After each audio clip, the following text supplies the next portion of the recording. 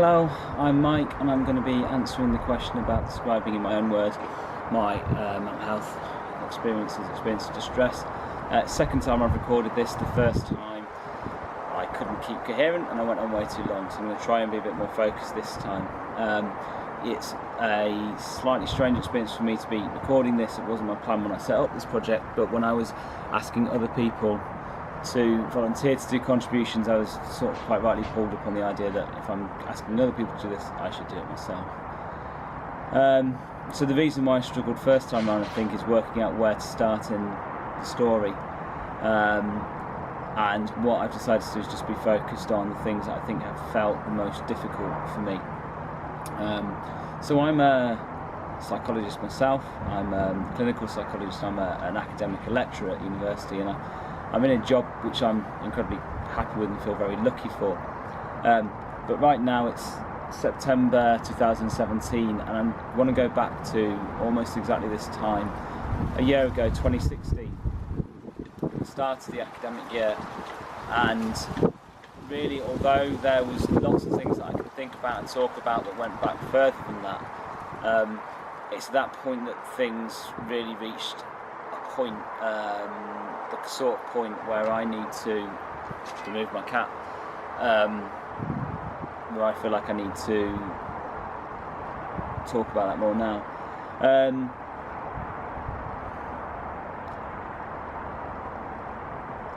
It was about August a year ago when things reached a point where I felt like I was kind of in something of a crisis and I knew things needed to change. So what I remember about that point is that I'd had a long summer holiday, as you get to do if you're lucky. In academia, I'd had 4 weeks off and I was going back to work, ready to start a new course. I was leading on a new course that we'd set up, and it was the first time it had run. And I was absolutely paralysed by an overwhelming fear about what that was going to be like.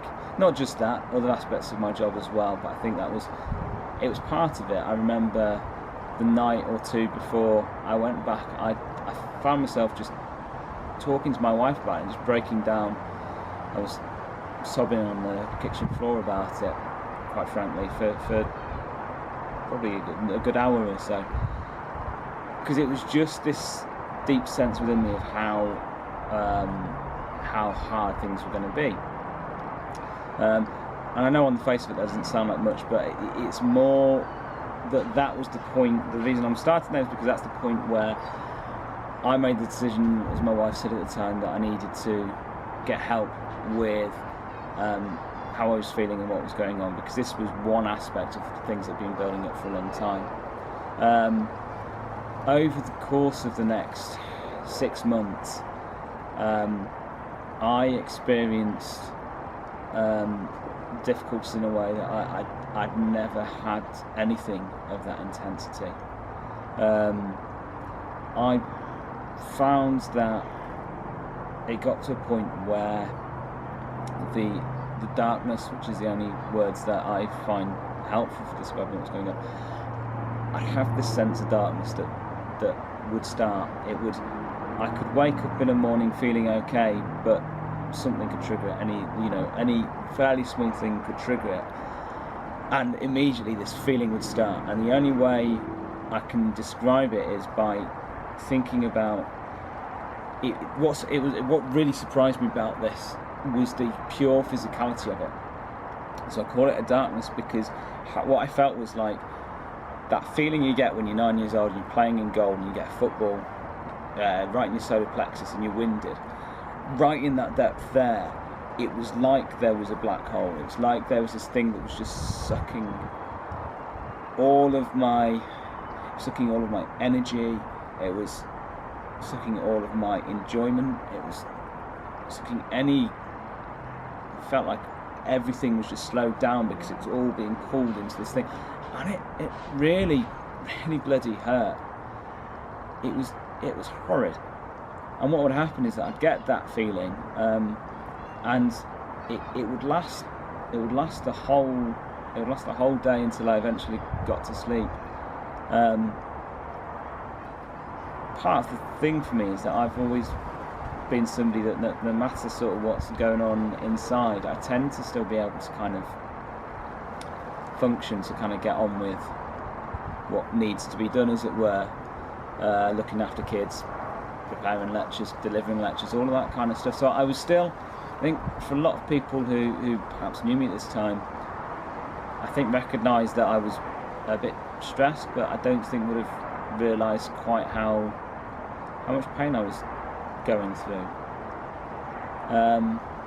But yeah, I think over the course of 3-4 months it just gradually got more and more and more overwhelming.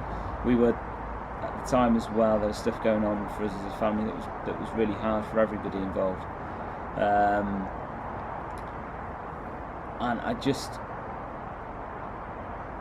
didn't really know what to do. I knew I needed to get therapy or counselling or something, and I agreed that I would do, but because of this other stuff that was going on, I kind of thought, I'll wait for that. By the time I got to that point, I was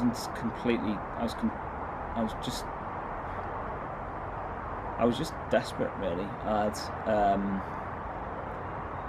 I'd got to a point where life just felt too painful. Thing that's scariest, that was worst about it, or the most painful part of it, was that I'm father to three kids, so I called under the age of 10, and I couldn't stop myself from thinking about the possibility that what I was going through was somehow going to be passed to my children. That I was going to be responsible for my kids having a life that was going to be filled with this horrible feeling as well, and that everything I was doing meant that was going to be. And the truth is, by this point, it wasn't that I believed. As far as I knew, I was absolutely convinced that I was a failure.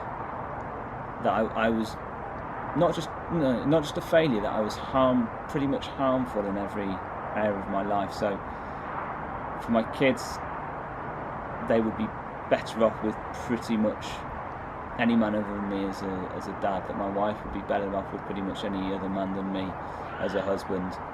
That in my work, many people would be able to do that better than me, and that people deserved to have better than me. And that all fed in with this awful feeling that I had, and the way this was going on. So looking back, I was very lucky, because I'd reached this point where if something could have happened, if I could have died without people knowing that I had that it had been me who'd done that, then I would have taken that, because A, of how painful I felt, and B, that I knew that would make the world a better place. Where I was lucky is that I was still able to recognise that there was, or I was unable to find any way that could happen without people knowing, and that even though I knew that my wife would be better off without me, I knew that she wouldn't realise that, and therefore I would actually make her life worse by not being there. Likewise for my kids and so on. And so I was lucky that my mind took me that way, and that protected me, because even at my most desperate times, my times when I was in situations, I was in times when everyone around me was really happy. I was at family events and everything was really good, and all I could think about was how I didn't belong there, and it would be better if I wasn't there. I didn't deserve to be there, and I'd find myself trying to fantasise about ways to make what I knew needed to happen, and I never found that way, and I never found a way that made sense in my head to do that. and I'm really lucky about that, because then I did start my therapy, and other stuff happened, which I'm going to talk about in my next video, that moved things on for me, and I think that looking back now, I'm so incredibly grateful, and I'm in a very different place, very different place now. But yeah, I think that probably gives the best picture I can of what for me was the worst point in my well-being.